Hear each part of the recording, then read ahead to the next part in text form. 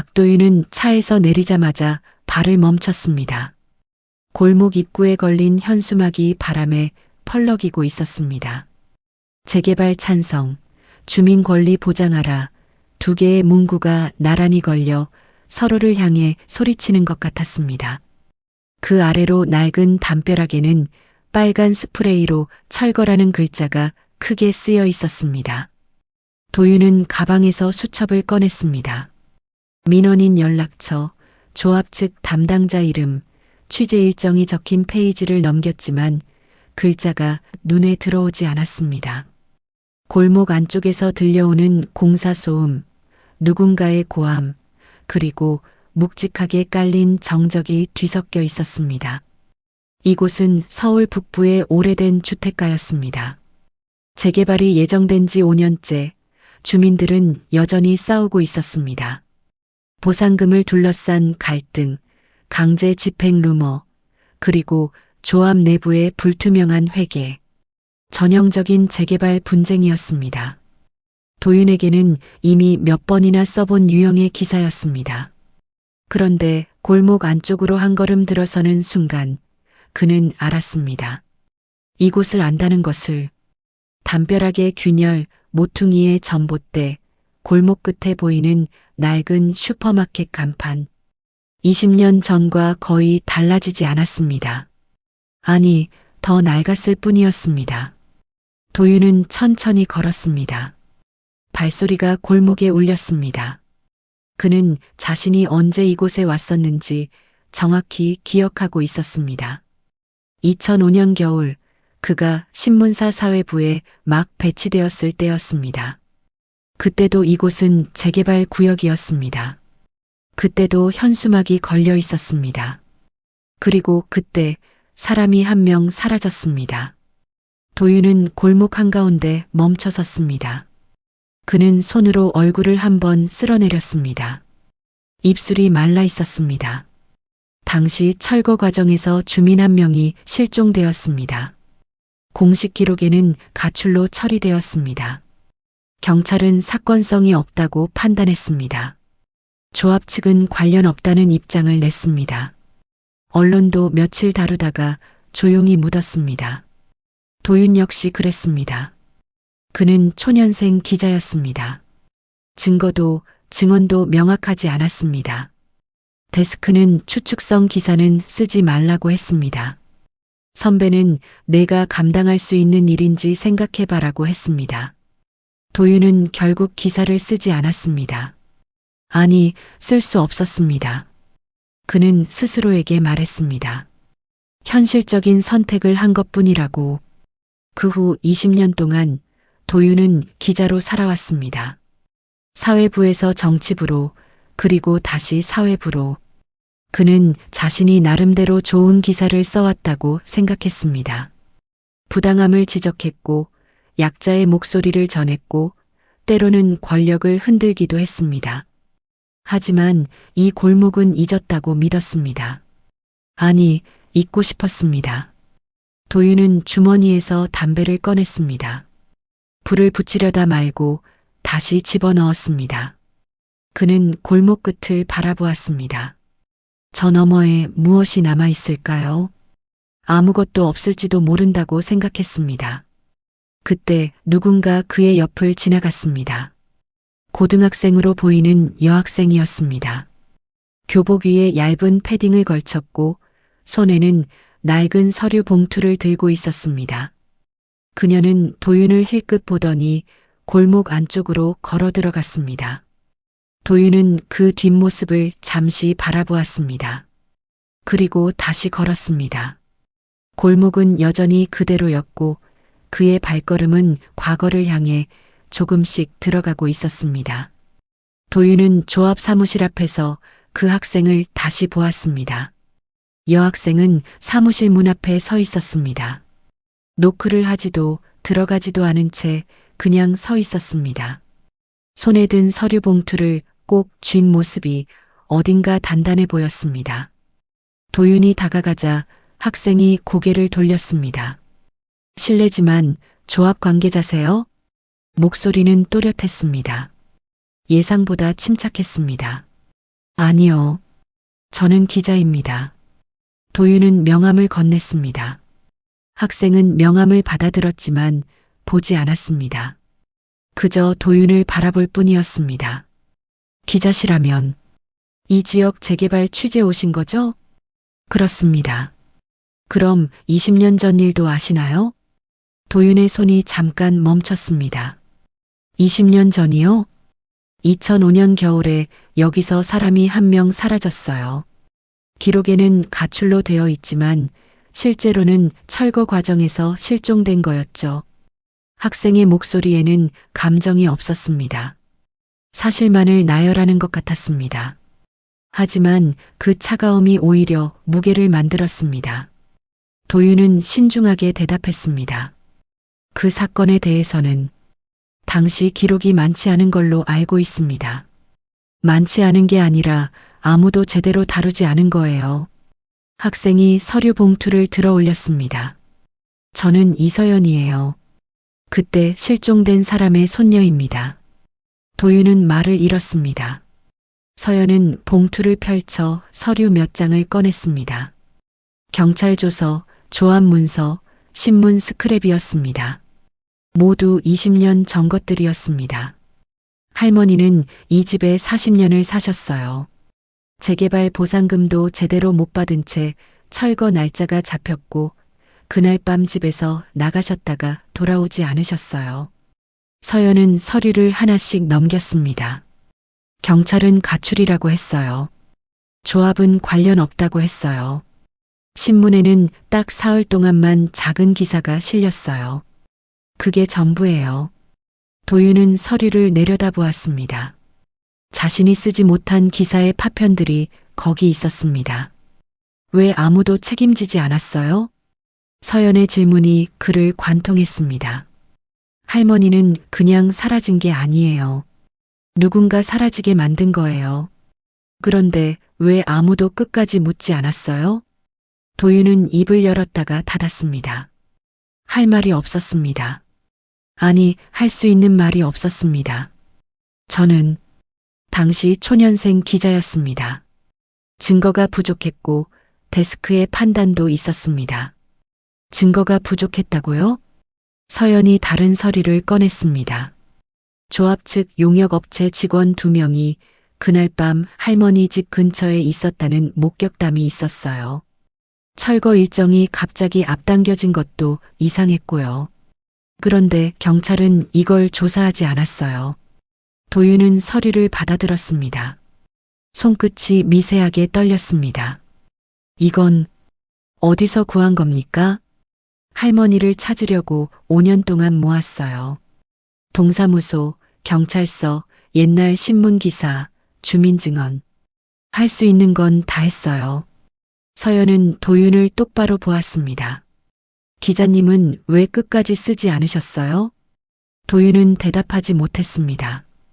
그는 20년 전 자신의 모습을 떠올렸습니다. 데스크 앞에서 고개를 숙였던 자신, 알겠습니다라고 대답했던 자신, 그리고 원고를 지웠던 자신. 서연은 더 이상 묻지 않았습니다. 그저 서류를 다시 봉투에 넣었습니다. 지금 재개발도 똑같아요. 주민들은 정보도 제대로 못 받고 보상은 제값을 못 받고 조합은 불투명하게 일을 진행해요. 20년 전이랑 똑같아요. 그녀는 봉투를 가방에 넣으며 말했습니다. 기자님 같은 분들이 제대로 써줘야 바뀌는 거 아닌가요? 도윤은 입술을 깨물었습니다. 노력하겠습니다. 노력이요? 서연의 목소리가 처음으로 흔들렸습니다. 노력으로는 안 바뀌어요. 기록되어야 바뀌어요. 누가 잘못했는지, 누가 책임져야 하는지 이름을 쓰고 날짜를 쓰고 사실을 써야 바뀌어요. 그녀는 가방을 메고 몸을 돌렸습니다. 할머니는 이름도 없이 사라지셨어요.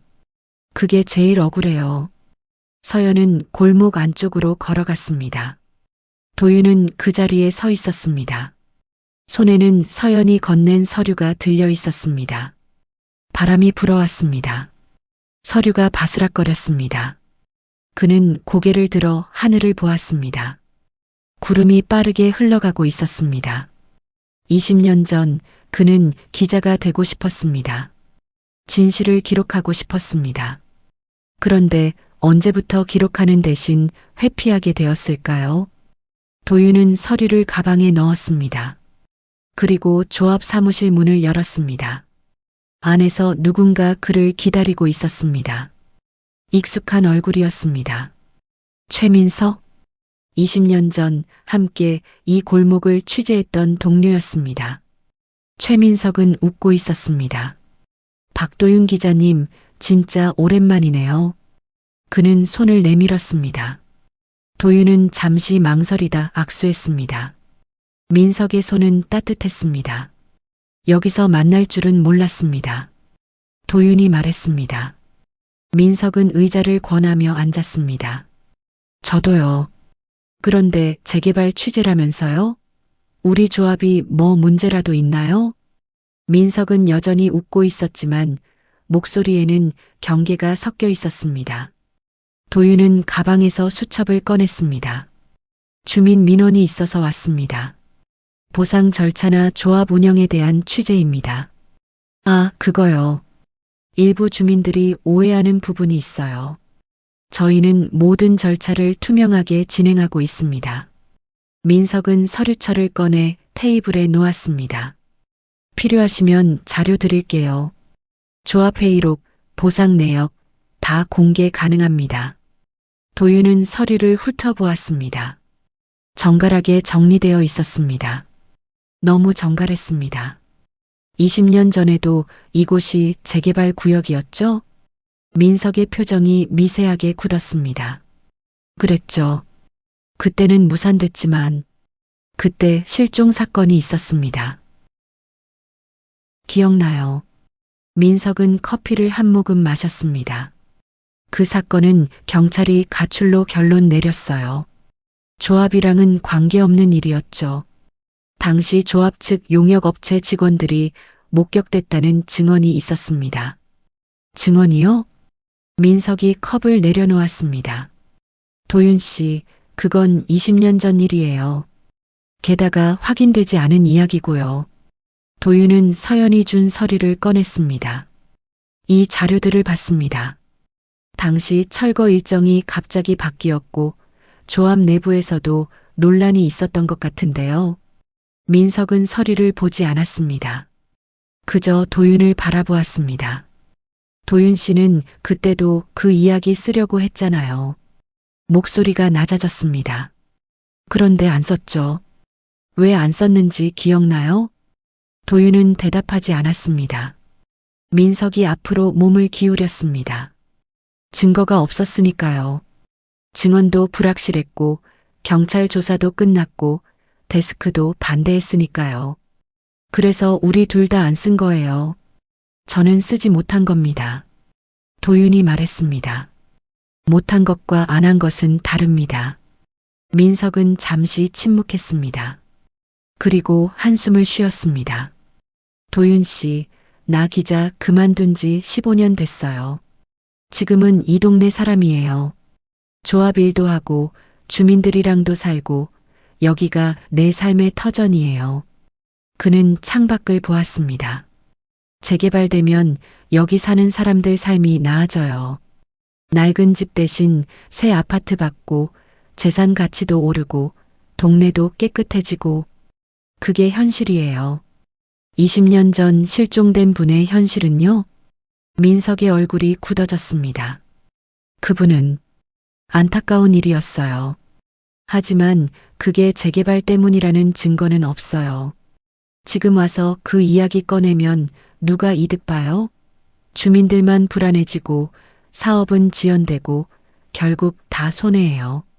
도윤은 민석을 바라보았습니다. 20년 전에도 민석은 이렇게 말했습니다. 현실적으로 생각하자고. 증거 없는 추측은 위험하다고. 그때 도윤은 그 말이 옳다고 믿었습니다.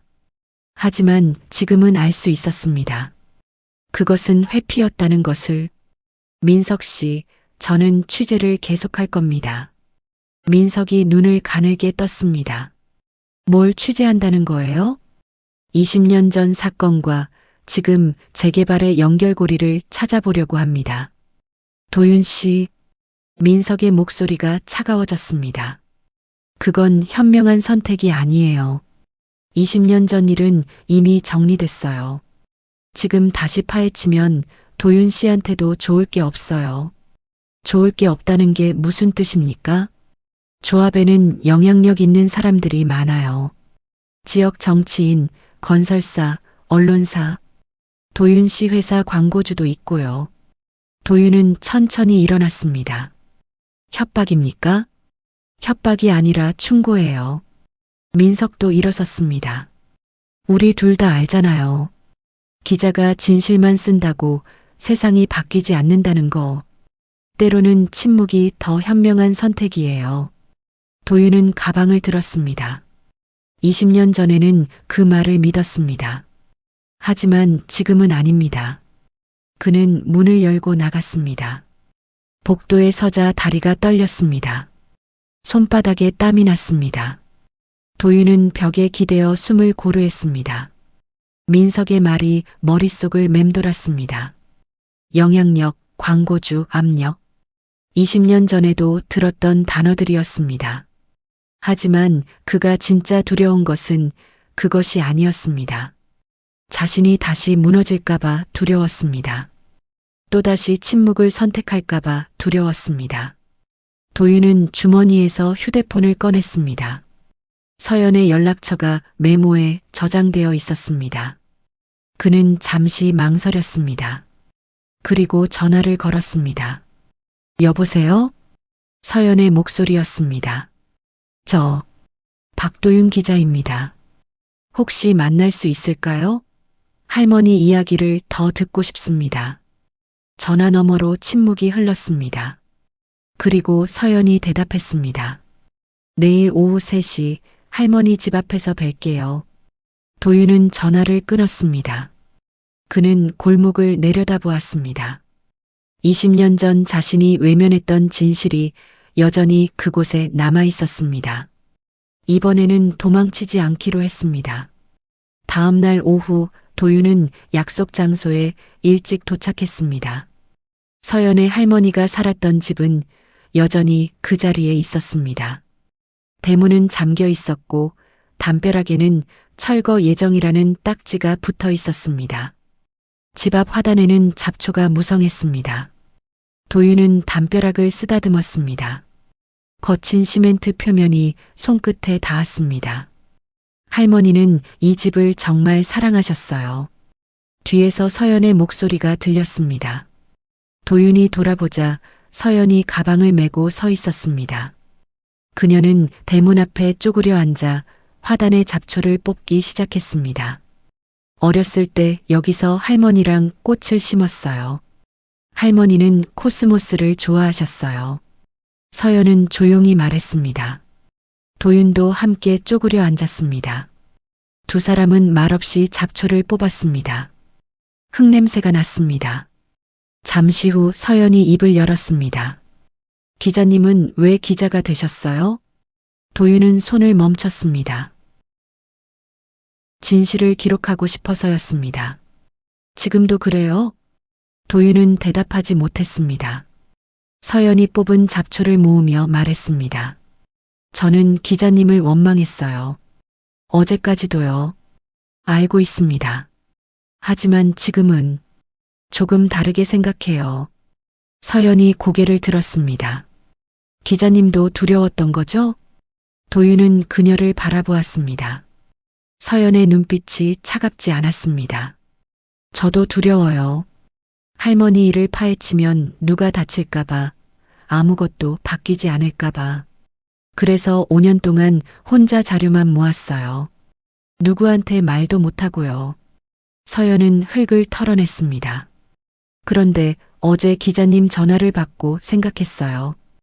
혼자서는 안 되는 일도 있다고. 기록되려면 누군가는 용기를 내야 한다고. 도윤은 가슴이 먹먹해졌습니다. 서연 씨, 저는 후회하세요? 네, 많이요. 도윤이 말했습니다. 20년 전에 쓰지 못한 기사를 평생 후회했습니다. 그런데 지금 다시 쓰려고 하니까 또 두렵습니다. 서연이 조용히 물었습니다. 뭐가 제일 두려우세요? 도윤은 한참을 생각했습니다. 비겁한 제 모습을 다시 보게 될까봐 두렵습니다. 서연은 고개를 끄덕였습니다. 저도 비슷해요. 할머니를 지키지 못한 제가 부끄러워요. 그때 저는 너무 어렸고 아무것도 할 수 없었어요. 두 사람은 잠시 침묵했습니다. 바람이 불었습니다. 담벼락 너머로 나뭇잎이 흔들렸습니다. 서연이 가방에서 노트 한 권을 꺼냈습니다. 이거 드릴게요. 도윤이 노트를 받아들었습니다. 표지에는 할머니 기록이라고 쓰여 있었습니다. 5년 동안 모은 거예요. 할머니가 어떤 분이셨는지, 무슨 일이 있었는지 제가 아는 건 다 썼어요. 도윤은 노트를 펼쳤습니다. 첫 페이지에는 할머니 사진이 붙어 있었습니다. 화단 앞에서 웃고 있는 모습이었습니다. 할머니 이름은 김순례예요. 1940년생. 이 집에서 40년을 사셨어요. 서연의 목소리가 떨렸습니다.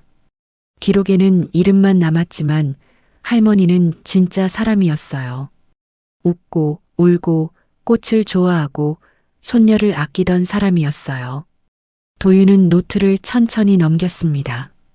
할머니의 일상, 이웃들과의 이야기, 재개발 통보를 받았을 때의 불안, 마지막으로 집을 나서던 날의 기록.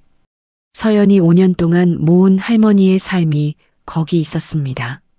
저는 기자님이 완벽한 기사를 쓰길 바라는 게 아니에요. 서연이 말했습니다. 그냥 할머니가 존재했다는 걸 기록해 주세요. 그분이 어떻게 사라지셨는지, 왜 아무도 책임지지 않았는지, 그걸 세상에 남겨주세요. 도윤은 노트를 가슴에 안았습니다.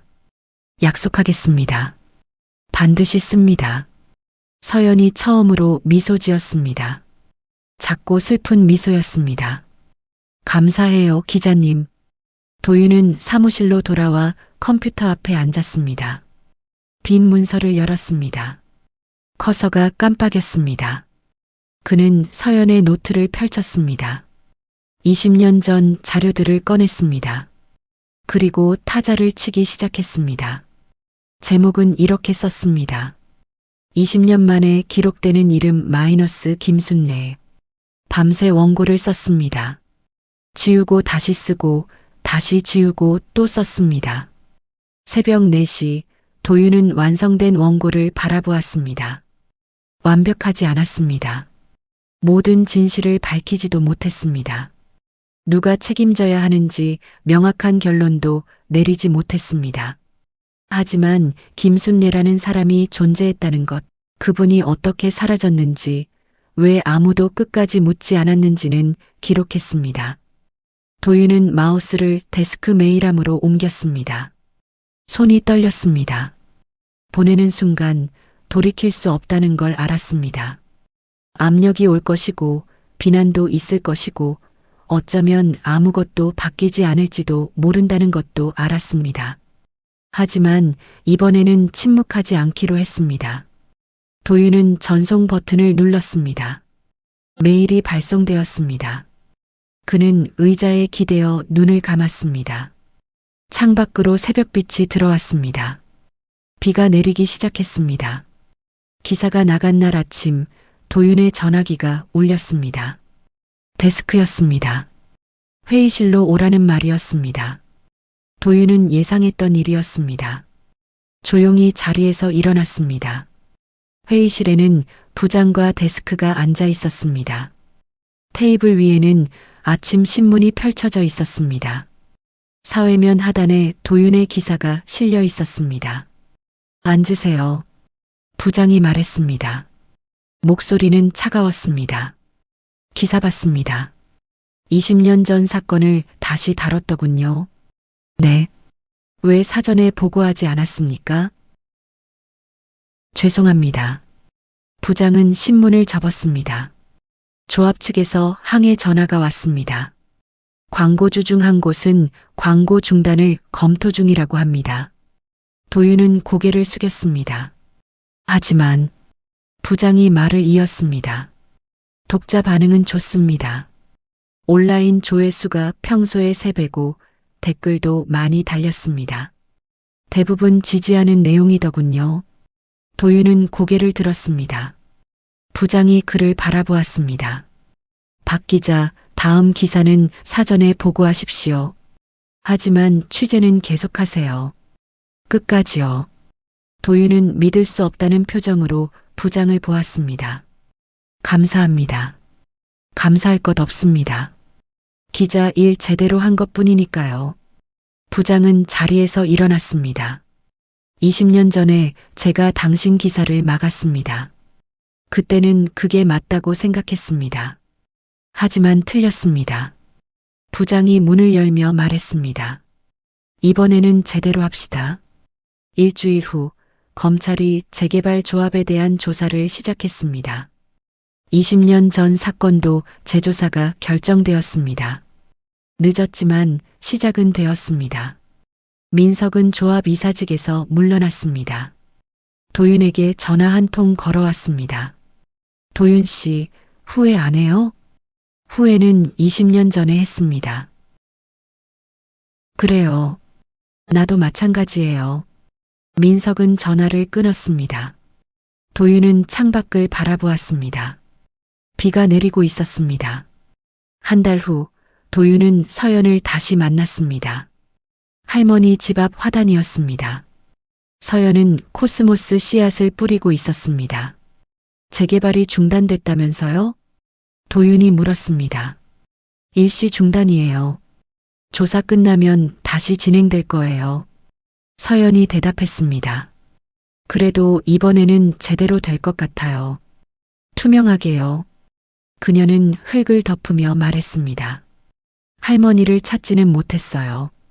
아마 영영 못 찾을지도 몰라요. 목소리가 떨렸습니다. 하지만 이제는 모두가 알아요. 할머니가 누구였는지, 무슨 일이 있었는지. 그게 위로가 돼요. 도윤은 함께 쪼그려 앉아 흙을 덮었습니다. 서연 씨, 고마웠습니다. 왜요? 저를 다시 기자로 만들어줘서요. 서연이 미소 지었습니다. 기자님은 원래 기자였어요. 그냥 잠깐 잊고 계셨던 거예요. 두 사람은 말없이 씨앗을 심었습니다. 비는 여전히 내렸습니다. 하지만 이제는 괜찮았습니다. 그날 밤 도윤은 오래된 상자를 열었습니다. 20년 전 자료들이 그 안에 있었습니다. 취재 수첩, 명함, 그리고 쓰지 못한 기사 초안. 그는 초안을 꺼내 읽었습니다. 어설픈 문장들이었습니다. 하지만 진실을 담으려 했던 흔적이 보였습니다. 도윤은 그것을 쓰레기통에 버리지 않았습니다. 서랍 깊숙이 넣어두었습니다. 잊지 않기 위해서였습니다. 다시는 침묵하지 않기 위해서였습니다.